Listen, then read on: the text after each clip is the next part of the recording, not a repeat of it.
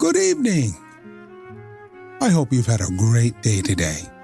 Welcome to BVJ's Bedtime Stories.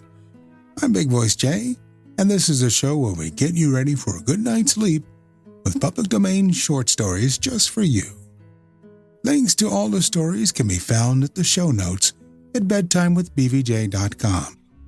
And if you'd like to support the show, there's a Buy Me a Coffee link on every page and post. Tonight, we continue our story, The Hound of the Baskervilles, by Arthur Conan Doyle.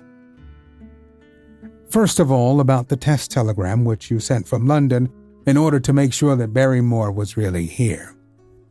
I have already explained that the testimony of the postmaster shows that the test was worthless and that we have no proof one way or the other. I told Sir Henry how the matter stood, and he at once, in his downright fashion, had Barrymore up and asked him whether he had received the telegram himself. Barrymore said that he had. "Did the boy deliver it into your own hands?" asked Sir Henry. Barrymore looked surprised and considered for a little time. "No," said he. "I was in the box room at the time, and my wife brought it up to me." "Did you answer it yourself?" "No." I told my wife what to answer, and she went down to write it. In the evening he recurred to the subject of his own accord. "I could not quite understand the object of your questions this morning, Sir Henry," said he. "I trust that they do not mean that I have done anything to forfeit your confidence." Sir Henry had to assure him that it was not so, and pacify him by giving him a considerable part of his old wardrobe, the London outfit having now all arrived. "Mrs. Barrymore is of interest to me. She is a heavy, solid person, very limited, intensely respectable, and inclined to be puritanical. You could hardly conceive a less emotional subject. Yet I have told you how, on the first night here, I heard her sobbing bitterly. And since then, I have more than once observed traces of tears on her face. Some deep sorrow gnaws ever at her heart. Sometimes I wonder if she has a guilty memory which haunts her, and sometimes I suspect Barrymore of being a domestic tyrant. I have always felt that there was something singular and questionable in this man's character. But the adventure of last night brings all my suspicions to a head. And yet it may seem a small matter in its. You are aware that I am not a very sound sleeper, and since I have been on guard in this house, my slumbers have been lighter than ever. Last night, about 2 a.m, I was aroused by a stealthy step passing my room. I rose, opened my door, and peeped out. A long black shadow was trailing down the corridor. It was thrown by a man who walked softly down the passage with a candle held in his hand. He was in shirt and trousers with no covering to his feet. I could merely see the outline, but his height told me that it was Barrymore. He walked very slowly and circumspectly, and there was something indescribably guilty and furtive in his whole appearance. I have told you that the corridor is broken by the balcony which runs around the hall, but that it is resumed upon the farther side. I waited until he had passed out of sight, and then I followed him. When I came round the balcony, he had reached the end of the farther corridor, and I could see from the glimmer of light through an open door that he had entered one of the rooms. Now all these rooms are unfurnished and unoccupied, so that his expedition became more mysterious than ever. The light shone steadily as if he was standing motionless. I crept down the passage as noiselessly as I could, and peeped round the corner of the door. Barrymore was crouching at the window with the candle held against the glass. His profile was half turned towards me, and his face seemed to be rigid with expectation as he stared out into the blackness of the moor. For some minutes he stood watching intently. Then he gave a deep groan, and with an impatient gesture he put out the light. Instantly I made my way back to my room, and very shortly came the stealthy steps passing once more upon their return journey. Long afterwards, when I had fallen into a light sleep, I heard a key turn somewhere in a lock. but I could not tell whence the sound came. What it all means, I cannot guess, but there is some secret business going on in this house of gloom, which sooner or later we shall get to the bottom of. I do not trouble you with my theories, for you have asked me to furnish you only with facts. I have had a long talk with Sir Henry this morning, and we have made a plan of campaign founded upon my observations of last night. I will not speak about it just now, but it should make my next report interesting reading.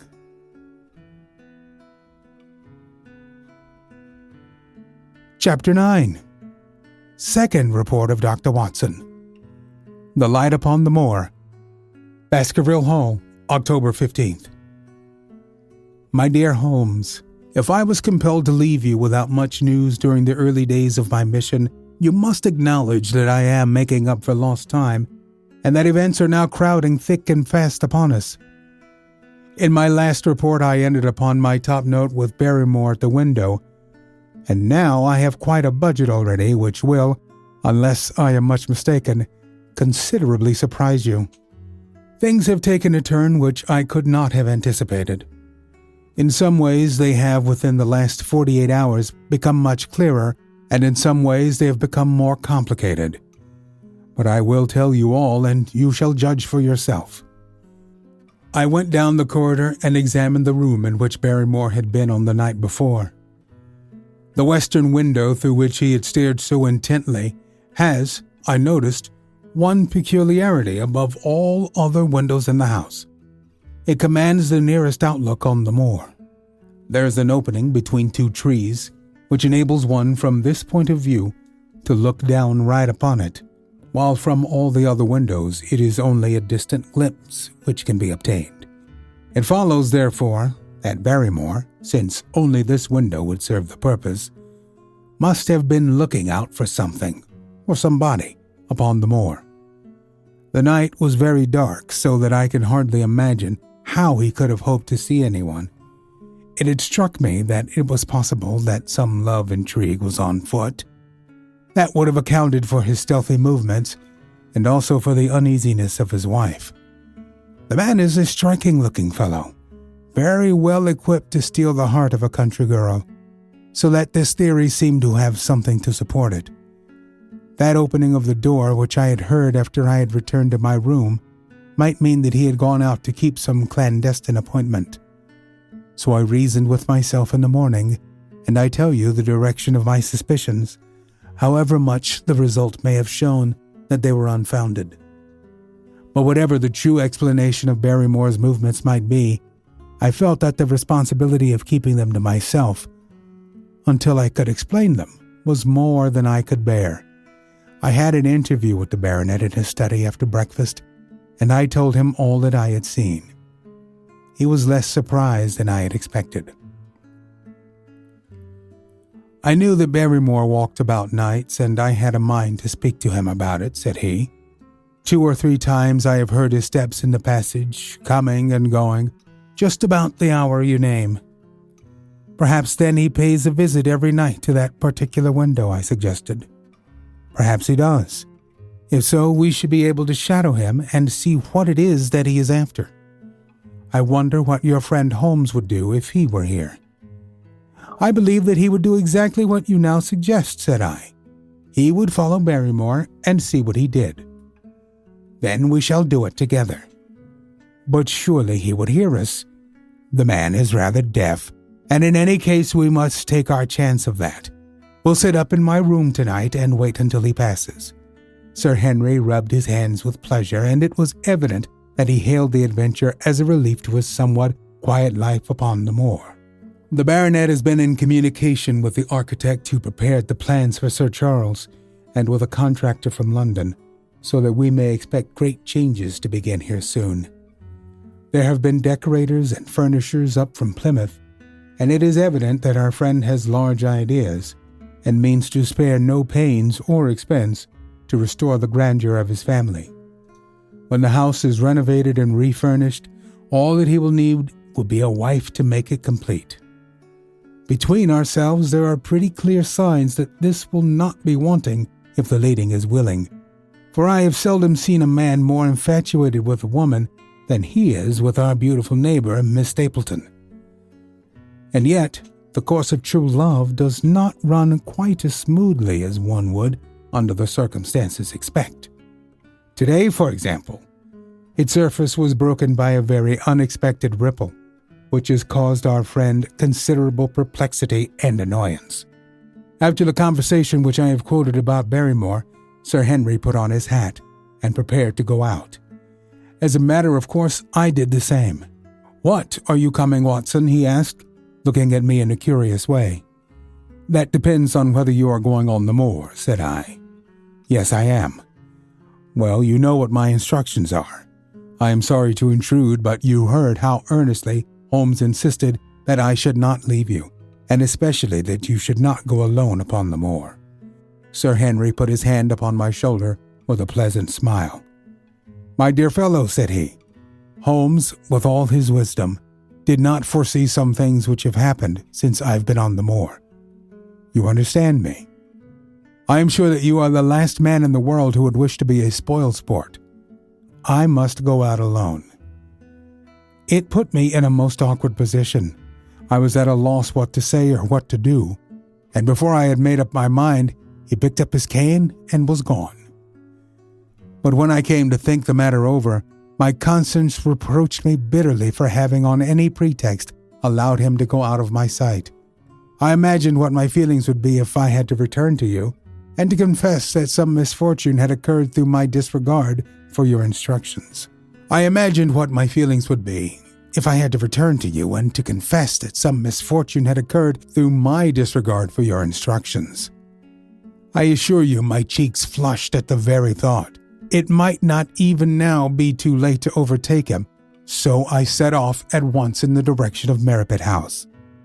I hurried along the road at the top of my speed without seeing anything of Sir Henry until I came to the point where the moor path branches off. There, fearing that perhaps I had come in the wrong direction after all, I mounted a hill from which I could command a view, the same hill which is cut into the dark quarry. Thence I saw him at once. He was on the moor path about a quarter of a mile off, and a lady was by his side who could only be Miss Stapleton. It was clear that there was already an understanding between them, and that they had met by appointment. They were walking slowly along in deep conversation, and I saw her making quick little movements of her hands, as if she were very earnest in what she was saying, while he listened intently and once or twice shook his head in strong dissent. I stood among the rocks watching them, very much puzzled as to what I should do next. To follow them and break into their intimate conversation seemed to be an outrage, and yet my clear duty was never for an instant to let him out of my sight. To act the spy upon a friend was a hateful task. Still, I could see no better course than to observe him from the hill, and to clear my conscience by confessing to him afterwards what I had done. It is true that if any sudden danger had threatened him, I was too far away to be of use, and yet I am sure that you will agree with me that the position was very difficult, and that there was nothing more which I could do.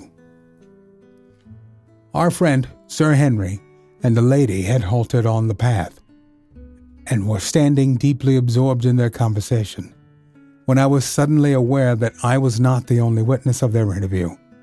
A wisp of green floating in the air caught my eye, and another glance showed me that it was carried on a stick by a man who was moving among the broken ground. It was Stapleton with his butterfly net. He was very much closer to the pair than I was, and he appeared to be moving in their direction.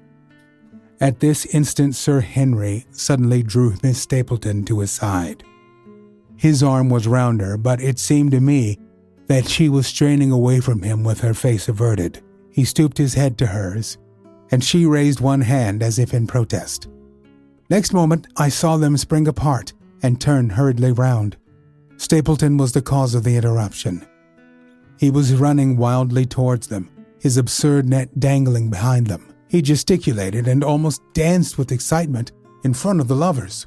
What the scene meant I could not imagine, but it seemed to me that Stapleton was abusing Sir Henry, who offered explanations, which became more angry as the other refused to accept them. The lady stood by in haughty silence. Finally, Stapleton turned upon his heel and beckoned in a peremptory way to his sister, who, after an irresolute glance at Sir Henry, walked off by the side of her brother. The naturalist's angry gestures showed that the lady was included in his displeasure. The baronet stood for a minute looking after them, and then he walked slowly back the way that he had come, his head hanging, the very picture of dejection. What all this meant I could not imagine, but I was deeply ashamed to have witnessed so intimate a scene without my friend's knowledge. I ran down the hill, therefore, and met the baronet at the bottom. His face was flushed with anger, and his brows were wrinkled, like one who is at his wits' ends what to do. "Hello, Watson, where have you dropped from?" said he. "You don't mean to say that you came after me in spite of all?" I explained everything to him, how I had found it impossible to remain behind, how I had followed him, and how I had witnessed all that had occurred. For an instant, his eyes blazed at me, but my frankness disarmed his anger, and he broke at last into a rather rueful laugh. "You would have thought the middle of that prairie a fairly safe place for a man to be private," said he. "But by thunder, the whole countryside seems to have been out to see me do my wooing. And a mighty poor wooing at that. Where had you engaged a seat?" "I was on that hill." "Quite in the back row, eh? But her brother was well up to the front." "Did you see him come out on us?" "Yes, I did." "Did he ever strike you as being crazy, this brother of hers?" "I can't say that he ever did." "I dare say not." "I always thought him sane enough until today, but you can take it from me that either he or I ought to be in a straitjacket. What's the matter with me, anyhow? You lived near me for some weeks, Watson. Tell me straight. Is there anything that would prevent me from making a good husband to a woman that I loved? I should say not. He can't object to my worldly position, so it must be myself that he has this down on. What is he against me? I never hurt man or woman in my life that I know of, and yet he would not so much as let me touch the tips of her fingers. Did he say so? That and a deal more. I tell you, Watson, I've only known her these few weeks, but from the first I just felt that she was made for me, and she too. She was happy when she was with me, and that I'll swear. There's a light in a woman's eyes that speaks louder than words, but he has never let us get together, and it was only today for the first time that I saw a chance of having a few words with her, alone. She was glad to meet me, but when she did, it was not love that she would talk about, and she wouldn't have let me talk about it either if she could have stopped it. She kept coming back to it that this was a place of danger, and that she would never be happy until I had left it. I told her that since I had seen her I was in no hurry to leave it, and that if she really wanted me to go, the only way to work it was for her to arrange to go with me. With that I offered in as many words to marry her, but before she could answer, down came this brother of hers, running at us with the face on him like a madman. He was just white with rage, and those light eyes of his were blazing with fury. What was I doing with the lady? How dared I offer her attentions which were distasteful to her? Did I think that because I was a baronet I could do what I liked? If he had not been her brother, I should have known better how to answer him. As it was, I told him that my feelings towards his sister were such as I was not ashamed of, and that I hoped that she might honor me by becoming my wife. That seemed to make the matter no better, so then I lost my temper too, and I answered him rather more hotly than I should perhaps, considering that she was standing by. So it ended by his going off with her, as you saw, and here I am as badly puzzled a man as any in this county.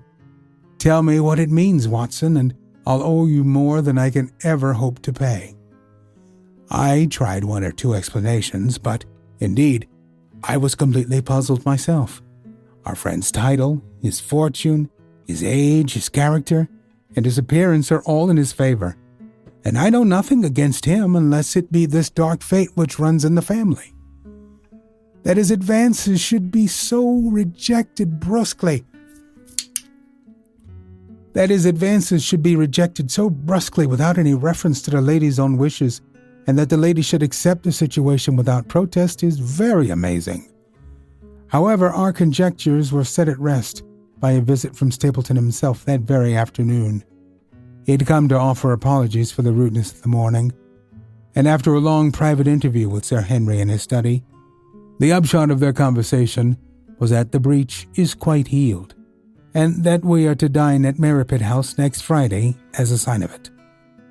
"I don't say now that he isn't a crazy man," said Sir Henry.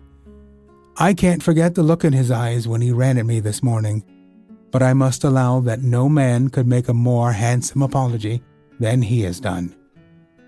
"Did he give you any explanation of his conduct?" "His sister is everything in his life, he says. That is natural enough, and I am glad that he should understand her value. They have always been together, and according to his account, he has been a very lonely man with only her as a companion, so that the thought of losing her was really terrible to him. He had not understood, he said, that I was becoming attached to her. But when he saw with his own eyes that it was really so, and that she might be taken away from him, it gave him such a shock that for a time he was not responsible for what he said or did. He was very sorry for all that had passed, and he recognized how foolish and how selfish it was that he should imagine that he could hold a beautiful woman like his sister to himself for her whole life. If she had to leave him, he had rather it be to a neighbor like myself than to anyone else.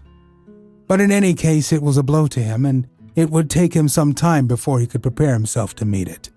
He would withdraw all opposition upon his part if I would promise for 3 months to let the matter rest, and to be content with cultivating the lady's friendship during that time without claiming her love. This I promised, and so the matter rests. So there is one of our small mysteries cleared up. It is something to have touched bottom anywhere in this bog in which we are floundering. We know now why Stapleton looked with disfavor upon his sister's suitor, even when that suitor was so eligible a one as Sir Henry. And now I pass on to another thread which I have extricated out of the tangled skein, the mystery of the sobs in the night, the tear-stained face of Miss Barrymore, of the secret journey of the butler to the western lattice window. Congratulate me, my dear Holmes, and tell me that I have not disappointed you as an agent, that you do not regret the confidence which you showed in me when you sent me down. All these things have by one night's work have been thoroughly cleared. I have said by one night's work, but in truth it was by 2 nights' work, for on the first we drew entirely blank. I sat up with Sir Henry in his rooms until nearly 3 o'clock in the morning, but no sound of any sort did we hear, except the chiming clock upon the stairs. It was a most melancholy vigil, and ended by each of us falling asleep in our chairs.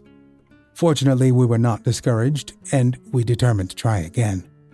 The next night we lowered the lamp and sat smoking cigarettes without making the least sound. It was incredible how slowly the hours crawled by, and yet we were helped through it by the same sort of patient interest which the hunter must feel as he watches the trap into which he hopes the game may wander. 1 struck, and 2, and we had almost for the second time given it up in despair, when in an instant we both sat bolt upright in our chairs, with all our weary senses keenly on the alert once more. We had heard the creak of a step in the passage. Very stealthily we heard it pass along until it died away in the distance. Then the baronet gently opened his door, and we set out in pursuit. Already our man had gone round the gallery, and the corridor was all in darkness. Softly we stole along until we had come into the other wing. We were just in time to catch a glimpse of the tall, black-bearded figure, his shoulders rounded, as he tiptoed down the passage. Then he passed through the same door as before, and the light of the candle framed it in the darkness and shot one single yellow beam across the gloom of the corridor. We shuffled cautiously towards it, trying every plank before we dared to put our whole weight upon it. We had taken the precaution of leaving our boots behind us, but even so, the old board snapped and creaked beneath our tread. Sometimes it seemed impossible that he should fail to hear our approach. However, the man is fortunately rather deaf, and he was entirely preoccupied in that which he was doing. When at last we'd reached the door and peeped through, we found him crouching at the window, candle in hand, his white, intense face pressed against the pane, exactly as I had seen him 2 nights before. We'd arranged no plan of campaign, but the baronet is a man to whom the most direct way is always the most natural. He walked into the room, and as he did so, Barrymore sprang up from the window with a sharp hiss of his breath and stood, livid and trembling, before us. His dark eyes, glaring out of the white mask of his face, were full of horror and astonishment as he gazed from Sir Henry to me. "What are you doing here, Barrymore?" "Nothing, sir." His agitation was so great that he could hardly speak, and the shadow sprang up and down from the shaking of his candle. "It was the windows, sir. I go round at night to see that they are fastened." "On the 2nd floor?" "Yes, sir, all the windows." "Look here, Barrymore," said Sir Henry sternly. "We have made up our minds to have the truth out of you, so it will save you trouble to tell it sooner rather than later. Come now, no lies. What were you doing at that window?" The fellow looked at us in a helpless way, and he wrung his hands together like one who was in the last extremity of doubt and misery. "I was doing no harm, sir. I was holding a candle to the window." "And why were you holding a candle to the window?" "Don't ask me, Sir Henry, don't ask me. I give you my word, sir, that it is not my secret, and that I cannot tell it. If it concerned no one but myself, I would not try to keep it from you." A sudden idea occurred to me, and I took the candle from the trembling hand of the butler. "He must have been holding it as a signal," said I. "Let us see if there is any answer." I held it as he had done, and stared out into the darkness of the night. Vaguely I could discern the black bank of the trees and the lighter expanse of the moor, for the moon was behind the clouds. And then I gave a cry of exultation, for a tiny pinpoint of yellow light had suddenly transfixed the dark veil, and glowed steadily in the center of the black square framed by the window. "There it is," I cried. "No, no, sir, it is nothing, nothing at all," the butler broke in. "I assure you, sir." "Move your light across the window, Watson," cried the baronet. "See, the other moves also. Now, you rascal, do you deny that it's a signal? Come, speak up. Who is your confederate out yonder, and what is this conspiracy that is going on?" The man's face became openly defiant. "It is my business, and not yours. I will not tell." "Then you leave my employment right away." "Very good, sir. If I must, I must." "And you go in disgrace. By thunder, you may well be ashamed of yourself. Your family has lived with mine for over 100 years under this roof, and here I find you deep in some dark plot against me." "No, no, sir, no, not against you." It was a woman's voice, and Mrs. Barrymore, paler and more horror-struck than her husband, was standing at the door.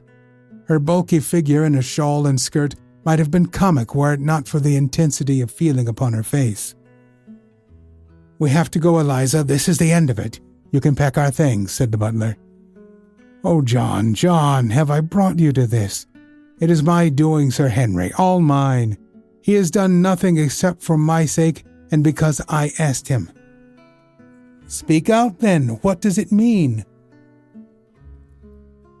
"My unhappy brother is starving on the moor. We cannot let him perish at our very gates. The light is a signal to him that food is ready for him, and his light out yonder is to show the spot to which to bring it."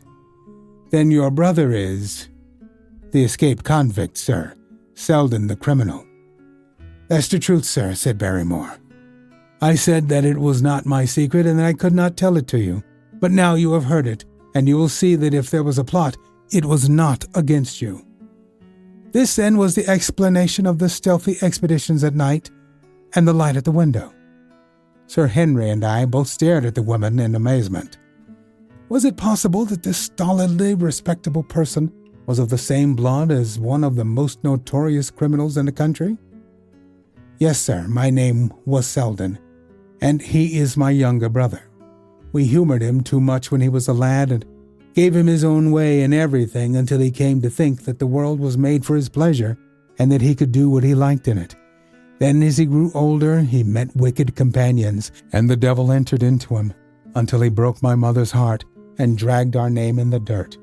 From crime to crime he sank lower and lower, until it is only the mercy of God which has snatched him from the scaffold. But to me, sir, he was always the little curly-headed boy that I had nursed and played with as an older sister would. That was why he broke prison, sir.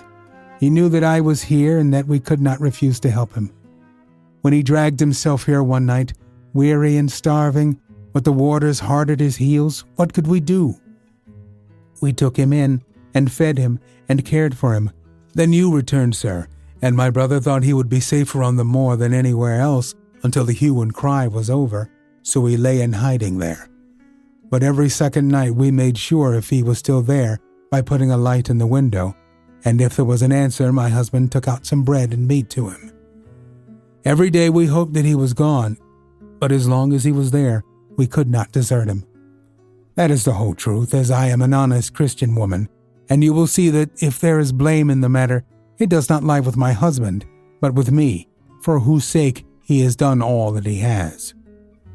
The woman's words came with an intense earnestness which carried conviction with them. Is this true, Barrymore? Yes, Sir Henry, every word of it. Well, I cannot blame you for standing by your own wife. Forget what I've said. Go to your room, you two, and we shall talk further about this matter in the morning. When they were gone, we looked out of the window again. Sir Henry had flung it open, and the cold night wind beat in upon our faces. Far away in the black distance there still glowed that one tiny point of yellow light. I wonder he dares, said Sir Henry. It may be so placed as to be only visible from here. Very likely. How far do you think it is? Out by the cleft tor, I think. Not more than a mile or two off. Hardly that.